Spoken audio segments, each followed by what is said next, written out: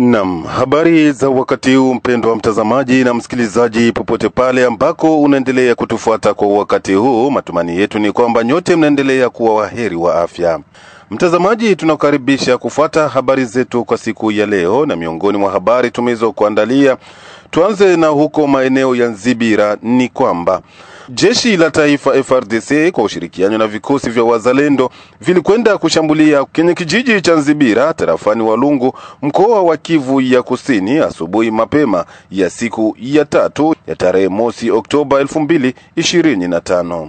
Taarifa tulizo nazo ni kwamba vikosi vya wazalendo na jeshi la taifa FARDC walikwenda kushambulia asubuhi mapema kwenye kijiji hicho cha Nzibira kinachomilikiwa na waasi wa M23. Kijiji cha Nzibira kinamilikiwa na waasi wa M23 tangu wiki iliyopita, kiisha mapambano makali yaliyoendeshwa katika eneo hilo.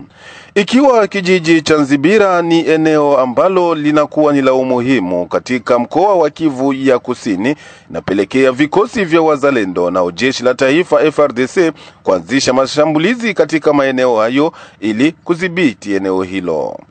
Habari hizo zimezidi kutaja kwamba risasi nzito na ndogo ziliweza kusikika katika maeneo hayo ya Nzibira, na hadi kwa sasa matokeo kamili bado kufahamika.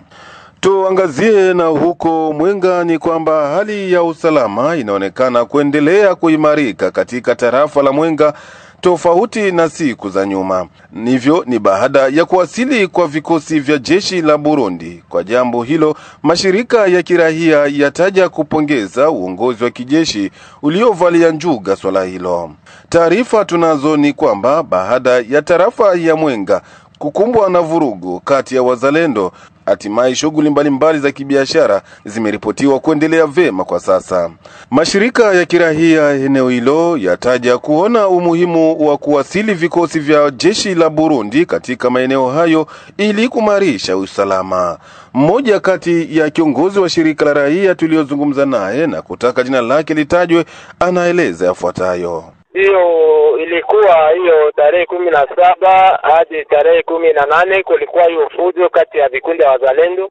Ikafika mnamo tarehe 24 arme burundezi kakuya kwa wingi, atuka walifika wako huko. Kungambo yetu kwa gisi tulikuwa tumekosha kuona hali gisi ilikuwa inajipresente, atuka tulishukuru sana souplesse ambayo wakozi wa kundi la wazalendo kunako province hapo Uvira walidepeshe hiyo jeshi ya Burundi huku. Atuka ile ilitusaidia sana paske ile inatupatia nguvu sana, na tuko na espoir kabisa kama watafanya kazi njema na pamoja na vijana wetu. Kwa arrive kwanza ilishangiliwa kwanza na wakaaji, kwani waliwapokea kwa shangwe na vigelegele, na yenyewe tunajua kama wako deja deploye ku maligne de fort, wanakuwa Ngando, wanakuwa Kirungutwe, wanakuwa Maburinyi. Donc ile tunaona kama kule kuna mpango ambayo itakuwa inebranlable, haita sukumiwa haraka na maudhui. Donc tuko na tumaini kabisa. Huku hakuna wasiwasi hakuna paketi. Unajua kama hapo hivi wanakontrole Walungu yote, hawataingia Kabunda, hawataingia Mwenga, hawataingia Uvira, hawataingia Fizi. Na kama tunagabulana ile kwa ile kama vile territoire za Kivu. Kwa activite commercial zinafanyika, ila tu kuna kwa sida kwa ajili ya motari. Kwani kama kuko mvumaya wa soda, wamotari wanakuwa wakipata sida, moto wakitembee kwa uhuru, atuka wanakuwa na vitisho mbalimbali na askari. Ile ndio sida yenyewe inakuwa jambo ya motari tu. Tunasikia kwamba kunakuwa trakaseri ziko nyingi huko kutokana na makundi mbalimbali za wazalendo. Hizo habari ziko je? Trakaseri ilikuwa mingi wakati hiyo kundi ya Kabala inaongozwa na Malaika ilikuwa ikikuja hapa Mwenga. Tunajua kama wakati Conseil de Sécurité ilijitenire, antuka kunakuwa hali ya utulivu. Donc katika njia sasa mahali kwenyewe wanakuta kuna wakubwa wa serikali ndio wanafanya sasa matrouble. Ile inakuendea hali yao watu ambao labda hawakuadhibisha mzuri, kila mtu yuko na namna yake ya kuishi. Message yetu tunakuwa nayo tu ni kusi wakuu viongozi hawangekuwa na ile tabia ya kuwa na gawanya hiyo vikundi ya wazalendo, kwani vikundi walijitolea kwa ajili ya kupiganisha, wasingekuwa heri wao wanapigana kati yao. Hiyo ni ujumbe ambao tunatoa na wakati wazidi kusikamana wazalendo na kusaidia jeshi ya Burundi ambayo inakuja, kwani hatuna msaada mwingine, hiyo ndio itatusaidia. Na huko Baraka ni kwamba baada ya korti kuu ya kijeshi nchini Jamhuri ya Kidemokrasia ya Kongo kutoa hukumu ya kifo dhidi ya rais mstaafu Joseph Kabila Kabange Ijumaa 4 ya tarehe 30 Septemba 2025, hatimaye raia hawakubaki kimya na kutoa maoni yao. Katika mazungumzo na baadhi ya raia wa mji wa Baraka, kuna baadhi wametaja kwamba hatua iliyochukuliwa na serikali ya DRC ni hatua muhimu, huku wengine baadhi wakipingana nayo. Baadhi ya raia tuliozungumza nao wanatoa maoni yao. Mimi hiyo hukumu naona ni halali tena ni sahihi. Sababu gani? Mtu mstaafu wa nchi tena anajiunga pamoja na uasi, sio vitu vizuri, na korti kuu imefanya vizuri ahukumiwe, sababu mwingine tena akifanya hivyo kesho wa mhukumu. Ndiyo, tuliona watu wanatumiwa kwa makesi fulani na anapewa hukumu, na ile hukumu anapewa ile hukumu na anaonekana anapangiliwa na miaka yenye ataishi, na anaonekana sema anaingia mprezo. Sasa tunaona mtu mwenye anapewa hukumu atumtambue kama eko fasi gani ndani ya Kongo haiko. Sasa ule hukumu yake tunauliza, sasa hukumu ya ule mtu anapewa hukumu eko wapi kwa sasa hivi? Kumpatia mtu hukumu na kabla hajashikiliwa, kwa ngambo yangu mimi naona haina maana. Kufuatana na hukumu ambayo imetolewa kwa ajili ya rais wetu mstaafu, kwa kweli hii mambo iko yenye kutushangaza, sababu hatuelewi kama ni kitu gani ambacho kinasababisha rais kujikuta anaungana na maadui kwa miaka ambapo ametumika na kwa muda ambapo amefika kustaafu kama vile rais. Sasa hatukujua kama ni lengo gani lilisababisha yeye kufanya vile. Kwa nchi zingine hatuyaonaka mambo kama na haya, rais mstaafu kisha tena ajirudilie kujikuta kama anaunda chama kingine cha waasi kwa ajili tena ya kupindua Kongo ikuwe tena na jina lingine. Hiyo mambo inatushangaza sana. Ni lazima kabisa apate hukumu hata kama hajashikiliwa. Sambamba na habari hizo za hukumu ya rais mstaafu Joseph Kabila, huko Uvira ni kwamba hukumu ya kifo iliyotolewa dhidi ya rais mstaafu Joseph Kabila nayo korti kuu ya kijeshi nchini Kinshasa siyo halali, bali ni kutaka kupumbaza baadhi ya Wakongomani. Ndivyo amesema hayo mwanaharakati wa kisiasa jimboni Kivu Kusini Andre Biadunia Mashaka. Wakati ambako maoni yanaendelea kutolewa baada ya hukumu ya rais mstaafu Joseph Kabila Kabange, Andre Biadunia Mashaka, mmoja kati ya wachambuzi wa masuala ya kisiasa eneo la mkoa wa Kivu ya Kusini, anatoa mtazamo wake. Tumesikia hii procès nafanya polisi ya 5 mois na matokeo njoo ile imetombe. Wanasema wanamkondane maisha yote, donc condamnation à mort. Wanamkondane alipe polisi ya 30 miliari ya dollars na mabia yake itakuwa confisqué. Kesho tunajiuliza eske bakubwa ya Kongo wanajirapela kana benye balifanya na benye biko wanafanya. Kuko charte pacte yenye ilikuwa signé 1976 juu ya kuabolir peine de mort, na Kongo iko ilisigné moratoire ya kukubali ile, na depuis ce temps Kongo hayaweza kuexécuter mtu a partir ya mambo wale exécuter watu ni wakati ya Kabila le père, mais depuis ba Felix na wengine balikatala bata exécuter katana watu. Mais kuko vitu iko nafanya bienye vinajiapparenter kwa ile pacte ya kutoko exécuter watu. Ça veut dire que condamnation ambayo wamemkondane Kabila inaenda en dehors ya katiba kwa kipengele yake ya 215, article 215 yenye nasema kwamba maloi zenye ziko sur le plan international ziko na supremacy, yani ziko yulu ya maloi ineliko lokal. Donc loi za pays yetu ziko chini ya mamlaka ya maloi zenye Kongo ilisinye ku niveau international. Alors que Kongo ilishakubali kwamba haitakuwa inafanya inexécuter peine de mort.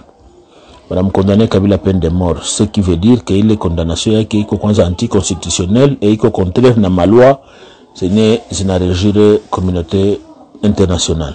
Hata hivyo, upande mwingine, alipoulizwa juu ya hukumu ya Joseph Kabila Kabange kwa kisa cha kuungana na AFC M23 na wakati wako wote kwenye meza ya mazungumzo huko Doha, Andre Biadunia Mashaka amejibu mara tena.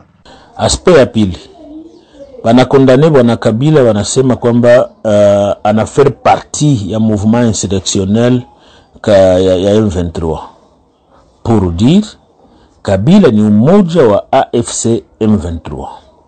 Mais muna mukondane alors que muko mupurparler naye, mko maongezi na ile kikundi kenye munasema kwamba natumika na kenyewe.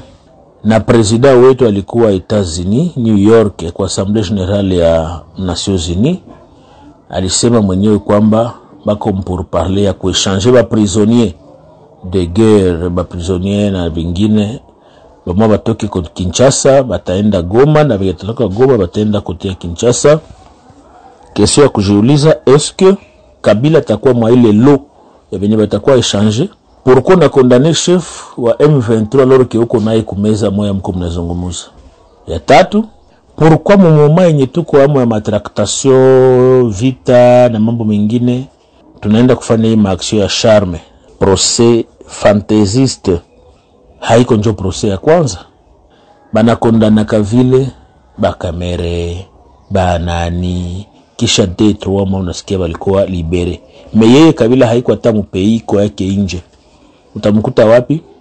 Eska murenforcer kumpatia nguvu za kutafuta namna gani tanuire peuple congolais niko kwa este ya pays? Parce que wakati Kabila aliapparaître Goma, nilifanya interview nikasema kwamba Kabila kumba alikuwa anatudanganya. Yeye ndo alikuwa na nurire, yeye ndo alikuwa anaweka M23. Alikuwa tudanganya kiko napigana nayo, kumbe ilikuwa ni kitu yake. Maintenant nataka kumwambia aonekane wazi parce que msha mkondane ana tena interemu yenu, bitakuwa bikuwe. Nani atasubiri? Ni si ba Kweste, si ba Baraka, ba Fizi, ba Uvira, Mwenga, sibe tuko tunakufa mabeni nafasi nyingine. Biko Kinshasa kila siku watuambiaka vita iko ku 2000 km. Donc habituoni. Hii procès iko ya kuwa organiser leo wala kesho. Bangiacha kwanza barekipere ma entité zeneziko mikono ya M23, mu agression rwandaise, ndio bakie ku organiser le ma procès yabo. Mimi niko nawaza kwamba moma haikuwa favorable kwa kuorganize vile vitu parce que Kabila kula kwa mtamkuta. Sambamba na habari hizo za hukumu, tukiangazia huko Kinshasa ni kwamba muundo wa FCC umetaja kutokuridhishwa na hukumu ya kifo iliyotolewa dhidi ya rais mstaafu Joseph Kabila Kabange na kuomba sheria ifanyike kwa kuwa kesi nayo mkabili rais Joseph Kabila ni ya kisiasa. Mwenzetu Safari Dilwe Alimasi amepekua magazeti na hii hapa ni ripoti yake. Naam. Rais wa zamani wa Jamhuri ya Kidemokrasia ya Kongo Joseph Kabila Kabange, ambaye aliongoza nchi kuanzia mwaka 2021, ambaye aliongoza nchi kuanzia mwaka 2001 hadi 2019, alipokea adhabu ya kifo mbele ya korti kuu ya kijeshi ambayo ilimhukumu kwa makosa ya usaliti na kushiriki katika harakati za uchochezi. Familia yake ya kisiasa AFC inapiga kelele na kupinga kuna hukumu dhidi ya Kabila na kutaka haki ya nchi iweze kutawala. Kupitia taarifa Jumanne Septemba 30, siku ambayo uamuzi wa mkuu wa zamani wa serikali ulitolewa, FCC iliuliza swali ambalo inafafanua kama lisilo halali na kuwa na majuto kuhusiana na hukumu hiyo, na kusema wako tayari kwa kupambana dhidi ya uamuzi wa korti kuu ya kijeshi. Kwa upande wa FCC, hukumu iliyotolewa baada ya uratibu usiokuwa halali tangu mwanzo wa kesi hadi mwisho, na ambako hukumu imetamkwa dhidi ya kiongozi wa FCC sio tu kama mtu wa kawaida wala rais wa zamani wa jamhuri, pia ni juu ya nchi yenye haki, sheria na ushindi wote wa kidemokrasia uliopatikana wa mapambano makubwa ya raia wetu kwa karibu miongo miwili.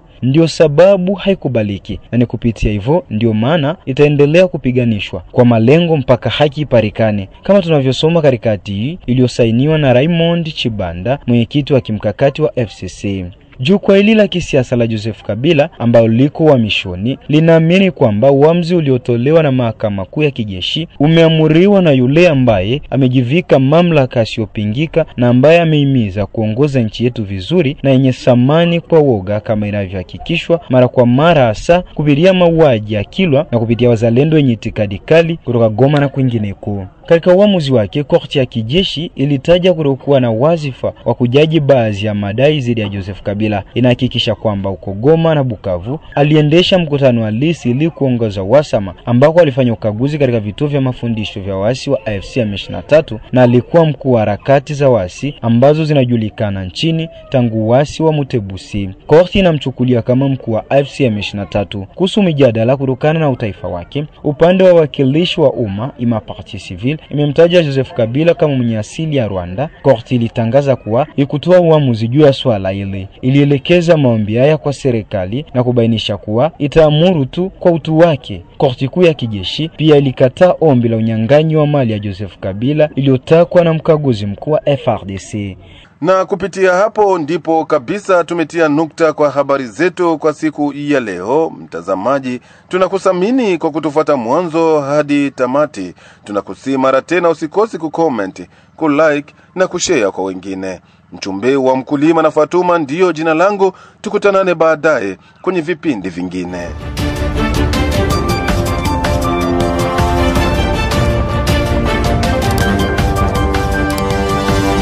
Thank you.